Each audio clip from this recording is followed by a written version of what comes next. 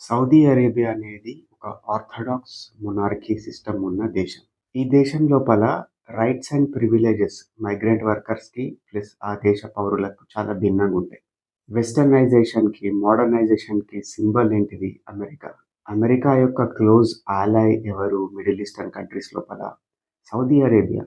కానీ ఎప్పుడు గూడా అమెరికా సౌదీ అరేబియాలో జరుగుతున్న మానవ హక్కుల ఉల్లంఘనల గురించి మాట్లాడదు.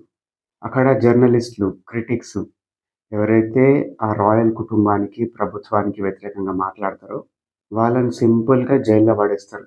జమాల్ ఖషోగి అనే ఒక జర్నలిస్ట్‌ని టర్కీ లోపల ఉన్న ఎంబసీకి పిలిచి అందులో మర్డర్ చేసేసిర్రు 7 ఏళ్ల క్రితం. ఇప్పటిదాకా దానిపైన ఒక్క చర్య జరుగుతలేదు. ఏమైతలేదు. ప్రపంచంలో 3 దేశాలున్నాయి క్యాపిటల్ పనిష్మెంట్‌ని బీహెడింగ్ ద్వారా అఫీషియల్‌గా ఎగ్జిక్యూట్ చేసేవి. అందులోపల ప్రధానమైన దేశం సౌదీ అరేబియా. స్లేవ్ ట్రేడ్‌ని లేకపోతే బానిసలుగా వ్యక్తులను తీసుకోవడం, కొనుక్కోవడాన్ని చిట్టచివరిగా వదిలిపెట్టిన మోడర్న్ దేశం ఏదైనా ఉన్నదంటే అది సౌదీ అరేబియా. కానీ దానికి ఇంకొక రూపం తీసుకొచ్చి కఫాలా సిస్టమ్ అని పెట్టిర్రు. ఇండైరెక్ట్ వెట్టి చాకిరీ వ్యవస్థ. మలయాళం యాక్టర్ 'పృథ్వీ' నటించిన సినిమా చూసిర్రా 'ఆడు జీవితం'? అది నిజమైన జీవిత సంఘటన. నజీబ్ అనే యువకుడు పాపం పొట్టకూటి కోసం సౌదీకెళ్తే అతన్ని మోసం చేసి తీసుకుపోయి ఒక ఎడారి లోపల గొర్రెలు మేపడానికి పెడతారు. అతను నానా తిప్పలు పడి ఇండియాకి వాపసొస్తాడు. ఇట్లాంటి బ్రాండ్ ఇమేజ్ కలిగిన దేశం ఏం చేస్తుందంటే రాను రాను పెట్రోల్ అయిపోతది. భూమిలో ఉన్న పెట్రోల్ అయిపోతది. బ్రతకాలే మోడర్న్ సివిలైజేషన్ మధ్యన, ప్రజల మధ్యన, ఇతర దేశస్తుల మధ్యన యాక్సెప్టెన్స్ పెరగాలి. తమ వాణిజ్యం, వర్తకం, వ్యాపారం అన్నీ పెరగాలి.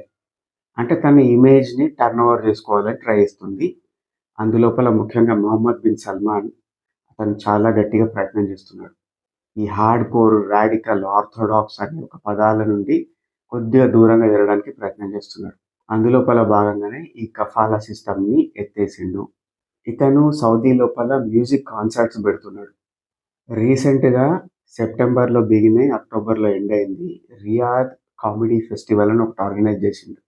వరల్డ్‌ల టాప్ మోస్ట్ కమెడియన్స్‌ని అక్కడ పిలిచి డబ్బులు ఇబ్బడి ముబ్బడిగిచ్చి అక్కడ కామెడీ షోలు నడిపిండు.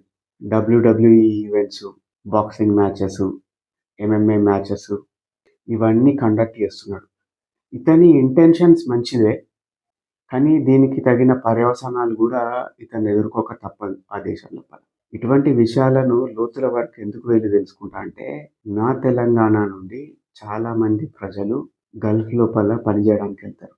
వాళ్ళ వెల్‌ఫేర్ అనేది మనందరి బాధ్యత. నెక్స్ట్ థెరపీ సెషన్‌లో కలుద్దాం మిత్రులారా.